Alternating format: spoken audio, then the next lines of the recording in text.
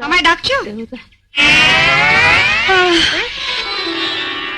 তুমি কি গো, সকালে উঠে একটু ঠাকুর দেবতার নাম করছি, তুমি আমার ঝাঁটা দেখালে? উঠুন ঝাড় দিচ্ছিলাম, তো হাতে ঝাঁটা থাকবে না তো কি রজনীগন্ধা স্টিক থাকবে? আগে মশারি তুলে বিছানাপত্র ঝেড়ে তারপর ঘর ঝাঁট দিয়ে তারপর আমার জন্য 1 কাপ গরম চা, একটু আদা দিস। কাল রাতে হঠাৎ ঠান্ডা লেগে গেছে, গলাটা কেমন ব্যথা ব্যথা করছে। তোমাদের সংসারে কেন যে আমি মা দুর্গা হয়ে জন্মালাম না? হঠাৎ কথা বলছো না, মানে মা দুর্গা হয়ে জন্মালে আমার কেমন 10খানা হাত থাকতো। একখানাতে তোমার মশারি তুলতাম, আরেকখানাতে তোমার বিছানা চাদর পাল্টে দিতাম, আরেকখানাতে ঝাড় দিতাম, আরেকখানাতে মানে আদা আদা থেতলাতাম। শুনলে না, দাদা বললো আদা দিয়ে চা করে নিয়ে। আদাটা আগে না থেতলালে চাটা করবো কি করে? চাটা আগে থেতলাবো না ঝাঁটাবো? ঝাঁটাবে মানে মানে আগে উঠোতে ঝাঁট দিয়ে দেবো না দাদার জন্য আদা থেতলে চা করে?